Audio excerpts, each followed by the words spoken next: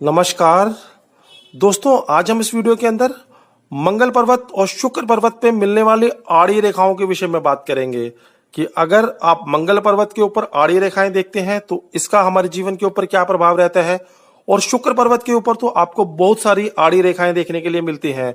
तो इन रेखाओं का क्या कारण है और ये हमारे जीवन के ऊपर किस प्रकार से प्रभाव डालती हैं। तो दोस्तों, वीडियो को शुरू करने से पहले अगर आपने मेरे चैनल को सब्सक्राइब नहीं किया है, प्लीज मेरे चैनल को सब्सक्राइब कर लीजिए ताकि मेरी जानकारी वाली वीडियोस आप तक पहुंचती रहे। तो दोस्तों, सबसे पहले मैं आपको यह बता देता हूं कि हमारे हाथ में मंगल पर्वत किस स्थान पे होता है।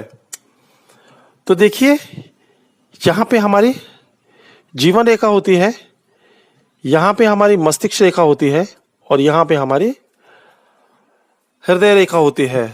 तो आपकी हृदय रेखा से एक सीधी रेखा इस प्रकार से खींच लीजिए और जहां से आपका अनुष्ठ प्रारंभ होता है वहां से एक सीधी रेखा इस प्रकार से खींच लीजिए।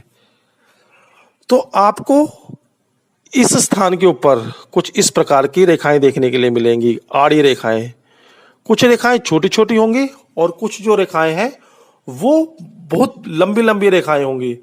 देखिए, ये जो रेखाएं हैं, कुछ जो शास्त्रज्ञ हैं उनका कहना है ये जो रेखाएं होती हैं ये क्या होती हैं, भाई बहनों की रेखाएं होती हैं। अर्थात ये भाई बहनों की संख्या के विषय में बताती हैं कि इस व्यक्ति के कितने भाई होंगे और कितनी बहनें होंगी। अर्थात जो लंबी रेखा है ये भाई के विषय में बताती है।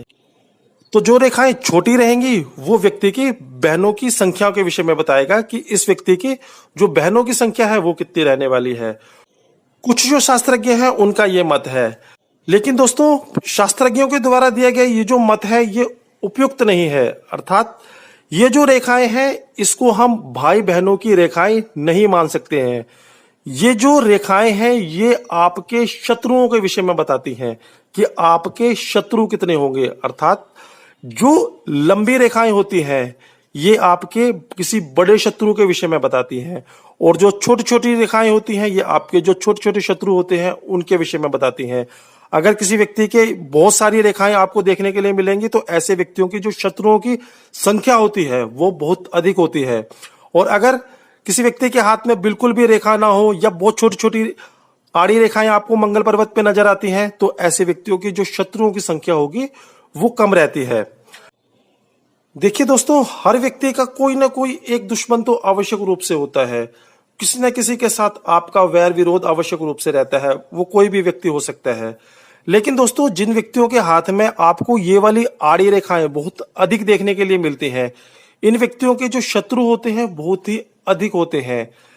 और इन व्यक्तियों के अंदर एक खास ये भी देखा जाता है कि ऐसे व्यक्तियों के जो शत्रु होते हैं वो इनके अपने सगे भाई होते हैं।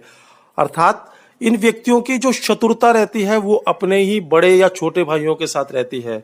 अगर मंगल पर्वत के ऊपर आपको बहुत सारी आड़ी रेखाएं लंबी लंबी देखने के लिए मिलती हैं तो आप कह सकते हैं कि ऐसे व्यक्ति का अपने भाइयों के साथ ही शत्रुता रह सकती है। अर्थात इस व्यक्ति का अपने भाइयों के साथ ही वैर विरोध हो सकता है, लड़ाई झगड़ा हो सकता है या केस कोर्ट कचहरी आवश्यक रूप से हो सकती है। तो इस प्रकार से मंगल पर्वत के ऊपर जो भी आड़ी रेखाएं आपको देखने के लिए मिलेंगी वो आपके शत्रुओं की रेखाएं होती हैं। इन रेखाओं की जितनी संख्या होगी अर्थात व्यक्ति के इतने शत्रु रह सकते हैं। बहुत छोटी छोटी रेखाएं होंगी, अर्थात छोटे छोटे लड़ाई झगड़े किसी न किसी के साथ चलते रहेंगे, लेकिन बहुत बड़ी शत्रुता किसी व्यक्ति के साथ नहीं होगी। लेकिन अगर आपको मंगल पर्वत के ऊपर बहुत लंबी लंबी आड़ी रेखाएं देखने के लिए मिल रही हैं, पूरे मंगल पर्वत को कवर कर रही हैं या आधे मंगल पर्वत तक जा रही हैं, तो इसका तात्पर्य यह होगा कि इस व्यक्ति के जो शत्रु होंगे वो बहुत बड़े शत्रु होंगे। अर्थात इस व्यक्ति के जो लड़ाई झगड़े होंगे वो बहुत अधिक होंगे। इस व्यक्ति की जिस भी व्यक्ति के साथ लड़ाई होगी वो बहुत लंबे समय तक चलेगी। ऐसे व्यक्ति के आवश्यक रूप से कोर्ट कचहरी जेल जाना आना भी हो सकता है और भी कानूनी फचड़े ऐसे व्यक्ति को आवश्यक रूप से सहन करने पड़ सकते हैं।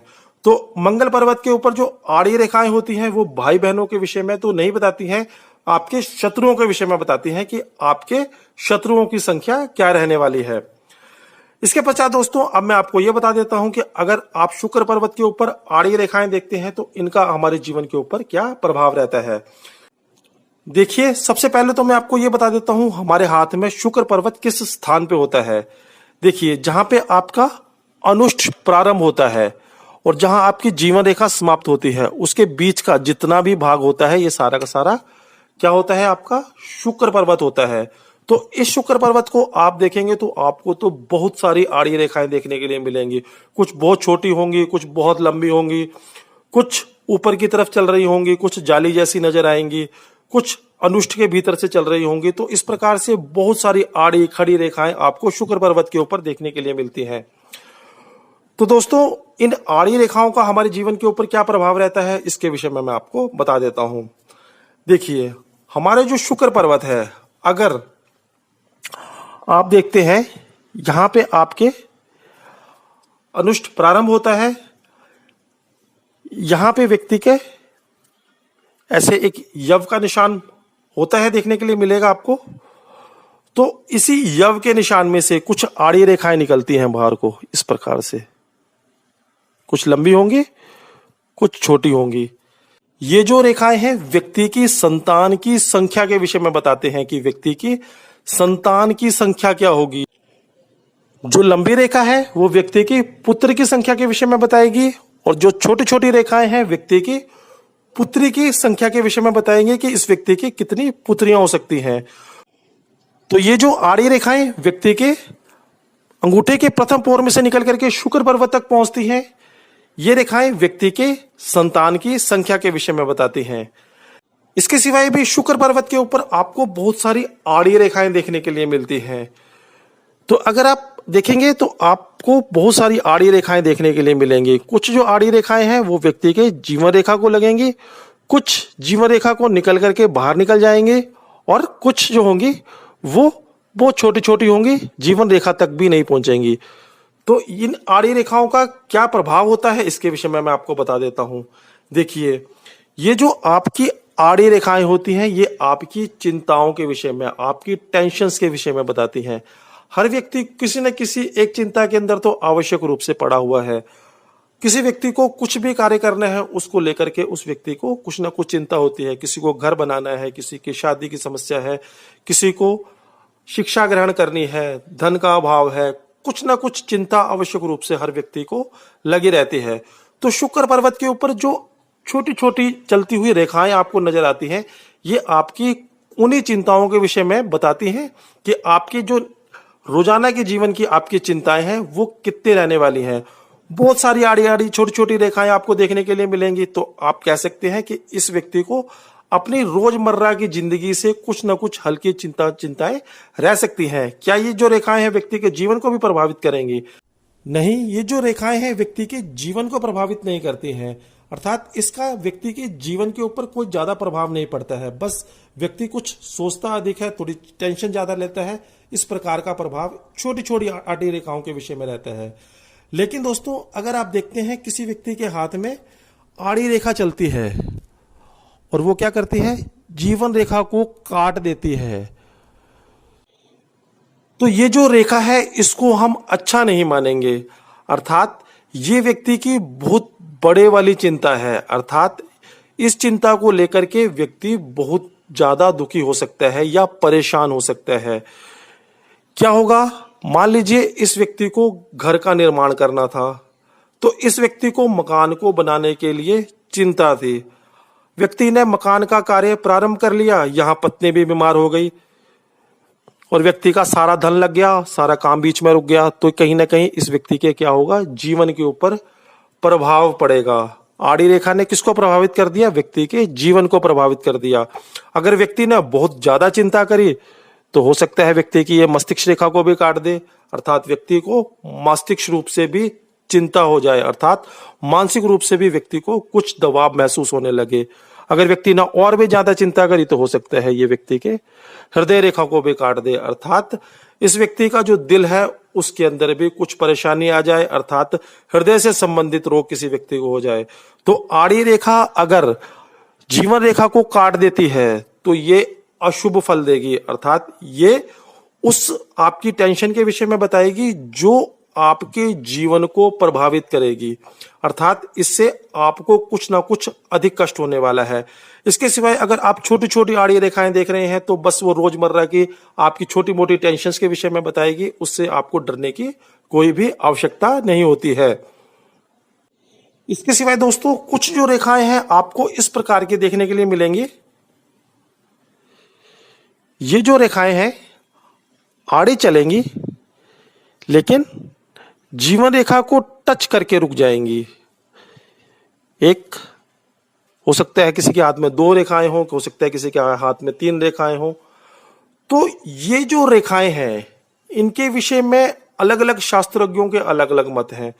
कुछ जो शास्त्रज्ञ हैं उनका कहना यह है कि अगर किसी व्यक्ति के हाथ में आड़ी रेखा चलती है और जीवन रेखा को लग करके रुक जाती है तो उस समय में ये जो व्यक्ति है कोई ना कोई अवैध संबंध बनाता है, अर्थात इस व्यक्ति के किसी अन्य स्त्री के साथ या स्त्री के अन्य पुरुष के साथ संबंध बनते हैं।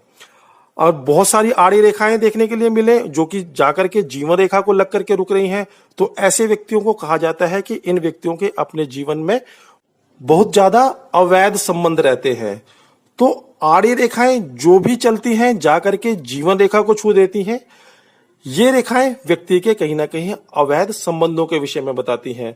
ऐसे व्यक्ति निश्चित रूप से आप कह तो सकते हैं कि कामुक तो आवश्यक रूप से होते हैं, अवैध संबंध हो ना हो, लेकिन ऐसे व्यक्तियों के अंदर जो कामुकता का भाव रहता है बहुत ही अधिक रहता है।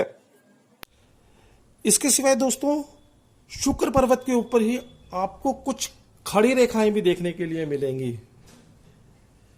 अगर आप देखेंगे तो कुछ रेखाएं आपको इस प्रकार से खड़ी हुई देखने के लिए मिलेंगी, 1 2 3 4। तो दोस्तों ये जो रेखाएं हैं वास्तविकता में ये व्यक्ति की भाई बहनों की संख्या के विषय में बताती हैं, अर्थात किसी व्यक्ति के कितने भाई या कितनी बहनें होंगी इन रेखाओं से पता लगता है। जितनी भी लंबी रेखाएं हैं ये व्यक्ति की भाइयों की संख्या के विषय में बताएंगी, जितनी भी छोटी रेखाएं हैं व्यक्ति की बहनों की संख्या के विषय में बताएंगी।